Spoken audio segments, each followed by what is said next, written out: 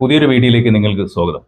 BJP. നേതാവ് ശോഭാ സുരേന്ദ്രന്റെ വീട്ടിന് മുന്നിൽ നടന്ന സ്ഫോടനത്തെ കേരള പോലീസ് ഓലപ്പടക്കമാക്കി മാറ്റിയിരിക്കുന്നു. എന്തുകൊണ്ട് ഓലപ്പടക്കമായി എന്നുള്ളത് വളരെ ഗൗരവപൂർവ്വം ചിന്തിക്കേണ്ട ഒരു വിഷയമാണ്. ഈ വിഷയത്തിൽ ബി.ജെ.പിയുടെ നേതാക്കൾ ഏത് അർത്ഥത്തിലേക്ക് കാര്യങ്ങളെ മാറ്റി എന്ന് നമുക്കറിയില്ല. പക്ഷേ കേരള പോലീസ് പറയുന്നു അത് 35 രൂപയുടെ ഗുണ്ടാണ് അവിടെ പൊട്ടിച്ചത്. 35 രൂപയുടെ ഗുണ്ട് പൊട്ടിക്കുമ്പോൾ ഭയന്നോടുന്ന ആളുകളാണോ ബി.ജെ.പിയുടെ നേതാക്കൾ? അങ്ങനെ പറയാതിരിക്കാൻ തരമില്ല. ബി.ജെ.പി. തൃശൂരിൽ പ്രകടനം നടത്തി, നേതാക്കളുടെ പ്രതിഷേധങ്ങൾ വന്നു, മാധ്യമങ്ങളിൽ വലിയ വാർത്തയായി. പോലീസ് സേനയുടെ അത്യുജ്വലമായ അന്വേഷണ പരമ്പരകൾ പെട്ടെന്ന് തന്നെ ഉണ്ടായി. ഗൗരവപൂർണമായ അന്വേഷണം ഉണ്ടാകുമെന്ന് പോലീസ് പ്രഖ്യാപിക്കുകയും ചെയ്തു. ഏറ്റവും ഒടുവിൽ അതിന്റെ റിപ്പോർട്ട് വരുമ്പോൾ ഓലപ്പടക്കമാണ് എന്ന അർത്ഥത്തിലാണ് പോലീസ് അതിനെ വിശദീകരിക്കുന്നത്. പിന്നീട് സാമൂഹിക മാധ്യമങ്ങളിലും മറ്റുമെല്ലാം ശോഭാ സുരേന്ദ്രനെ ട്രോളിക്കൊണ്ടുള്ള വലിയ ട്രോൾ തരംഗം തന്നെ രൂപപ്പെട്ടു.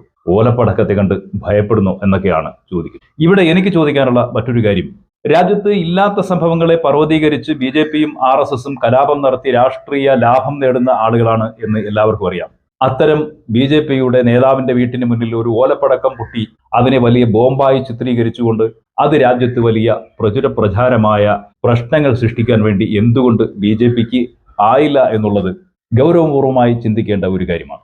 ഒരു അമ്പലത്തിന്റെ വിഗ്രഹത്തിലേക്ക് മാലിന്യം എറിയുന്നു. ആ മാലിന്യത്തെ സംബന്ധിച്ചും മാലിന്യം എറിയുന്നതിനെ സംബന്ധിച്ചും വിദ്വേഷകരമായ ചർച്ചകളും വാർത്തകളും സൃഷ്ടിക്കുന്നു. അന്വേഷണത്തിന്റെ പരിധി ഏറ്റവും അവസാനം ചെന്നെത്തുന്നത് മനോരോഗികളിലാണ്. ഇത് കേരളത്തിൽ മാത്രമുള്ള ഒരു പ്രതിഭാസമാണ്.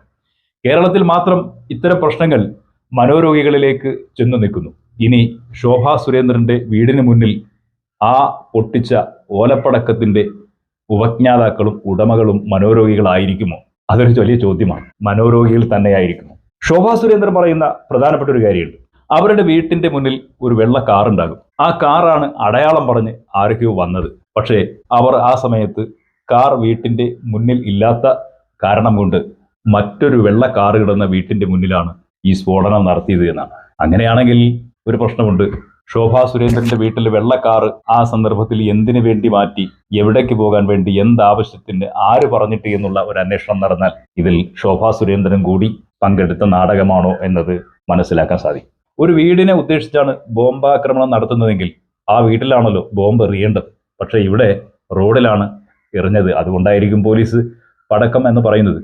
കേരള പോലീസിന്റെ നിയന്ത്രണം അമിത്ഷാക്കാണെന്നും കേന്ദ്ര ഗവൺമെന്റിനാണെന്നും ഗോവിന്ദൻ മാസ്റ്റർ വരെ അംഗീകരിച്ചിട്ടുള്ള യാഥാർത്ഥ്യമാണ്. അത്തരമൊരു പോലീസ് സേന ആർ.എസ്.എസിന്റെ നേതാക്കളുമായി നിരന്തരം ചർച്ച നടത്തുകയും ഈ കേരളത്തിൽ ഏതൊക്കെ തരത്തിൽ ആഭ്യന്തര വകുപ്പ് ഇടപെടണം എന്നുള്ള നയനിലപാടുകൾ ആർ.എസ്.എസിൽ നിന്ന് സ്വീകരിച്ച് നടപ്പാക്കുന്നു എന്ന് പി.വി. അൻവർ എം.എൽ.എ പ്രഖ്യാപിച്ച് CPM നിന്ന് പുറത്തുപോയി വന്നിട്ടുള്ള ഒരു രാഷ്ട്രീയ സാഹചര്യം കേരളത്തിലുണ്ട്. തൃശൂർ പൂരം എന്ന ഉത്സവം അതിനെ കലക്കി ഹിന്ദുക്കളായ ആളുകളെ കൊന്നിട്ട് രാഷ്ട്രീയ ലാഭം ഉണ്ടാക്കാൻ വേണ്ടി ശ്രമിച്ചിട്ടുള്ള ആളുകൾ ആരാണ് എന്നും ഈ നാട്ടിലെ മുഴുവൻ ആളുകൾക്കും അറിയാം. അത്തരം ഒരു സാഹചര്യം മുന്നിൽ നിൽക്കുകയാണ്.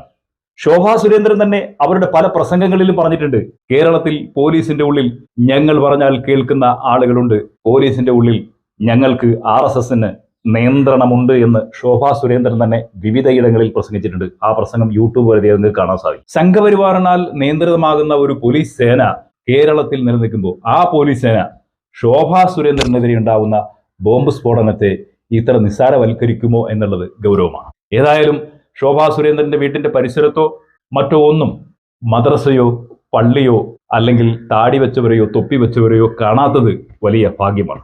ഏതായാലും അവരുടെ ഭാഗത്താണോ വൈരുദ്ധ്യം, അതോ ബി.ജെ.പിയുടെ ഭാഗത്താണോ വൈരുദ്ധ്യം, അതോ സംഘപരിവാറിന്റെ ഭാഗത്താണോ വൈരുദ്ധ്യം, ഇതെല്ലാത്തിനെയും മറച്ചു വെക്കുന്ന ഏതെങ്കിലും കാര്യങ്ങൾ നടക്കുന്നുണ്ടോ എന്നുള്ളത് വ്യക്തമാക്കേണ്ടത് പോലീസാണ്. പക്ഷെ ആ പോലീസ് ഓലപ്പടക്കമാക്കി ചീറ്റിക്കളഞ്ഞിരിക്കുന്ന സാഹചര്യത്തിൽ ഇനിയൊരു വലിയ അന്വേഷണത്തിന് പ്രസക്തിയുണ്ട് എന്ന് കരുതുന്നതില്ല. എന്നാൽ ശോഭാ സുരേന്ദ്രൻ ബി.ജെ.പിയുടെ നേതാവാണ്. അതുകൊണ്ട് തന്നെ അവർക്ക് NIA പോലെയുള്ള CBI പോലെയുള്ള സംവിധാനങ്ങളെ കേരളത്തിലേക്ക് കൊണ്ടുവന്ന് വലിയൊരു അന്വേഷണം നടത്തി സത്യാവസ്ഥ പുറത്തു കൊണ്ടുവരാൻ സാധിക്കും. പക്ഷെ അവിടെ ഒരു പ്രശ്നമുണ്ട്. ബി.ജെ.പിയുടെ ദേശീയ പ്രസിഡന്റായിരുന്ന ദീൻദയാൽ ഉപാധ്യായ ആർ.എസ്.എസിന്റെ സമ്മതപ്രകാരമല്ല കോഴിക്കോട് വെച്ച് ജനസംഘത്തിന്റെ പ്രസിഡന്റായി തെരഞ്ഞെടുക്കപ്പെട്ടത്. പിന്നീട് അദ്ദേഹം ഉത്തർപ്രദേശിലെ ഒരു റെയിൽവേ ട്രാക്കിൽ മരിച്ചു കിടക്കുന്ന വാർത്തയാണ് പിന്നീട് ലോകം കേട്ടത്. അതേ സംബന്ധിച്ച് വസ്തുതാപരമായ ഒരു അന്വേഷണം ഇന്നുവരെ നടന്നിട്ടില്ല. നടന്ന അന്വേഷണങ്ങളുടെ തെളിവുകളൊന്നും പുറത്തു വന്നിട്ടുമില്ല.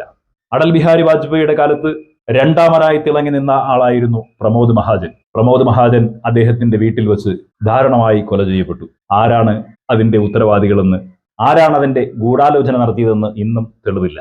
ശോഭാ സുരേന്ദ്രൻ പറയുന്നു, എന്നെ ലക്ഷ്യം വെച്ച് വന്ന ഒരു ആക്രമണം തന്നെയാണിത്, എന്റെ വീട് മാറി അപ്പുറത്ത് റോഡിൽ എറിഞ്ഞു പോയതാണ് എന്നാണ് അവർ പറയുന്നത്.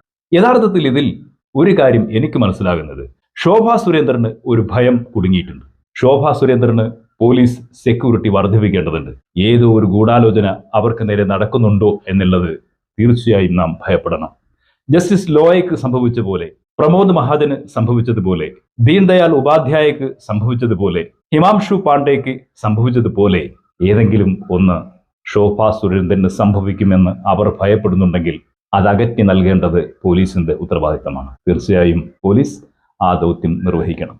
കേരളത്തെ കലാപകലുഷിതമാക്കാൻ വരുന്ന നിയമസഭാ തെരഞ്ഞെടുപ്പിൽ BJPക്ക് കേരളത്തിന്റെ നിയമസഭകളിലേക്ക് അക്കൗണ്ട് തുറക്കാൻ BJPയുടെ നേതാക്കളെ തന്നെ, RSSന്റെ നേതാക്കളെ തന്നെ ആരെങ്കിലും ലക്ഷ്യം വെക്കുന്നുണ്ട് എങ്കിൽ അത് രാഷ്ട്രീയ ലാഭത്തിന് വേണ്ടി മാത്രമായിരിക്കും. അതിന് കേരളവും കേരള പോലീസും കൂട്ടുനിൽക്കരുത് എന്നാണ് നമുക്ക് പറയാനുള്ളത്. മറ്റൊരു നല്ല വീഡിയോയുമായി വീണ്ടും നമുക്ക് കാണാം. അതുവരെ ഹൃദയം നിറഞ്ഞ നന്ദി, നമസ്കാരം.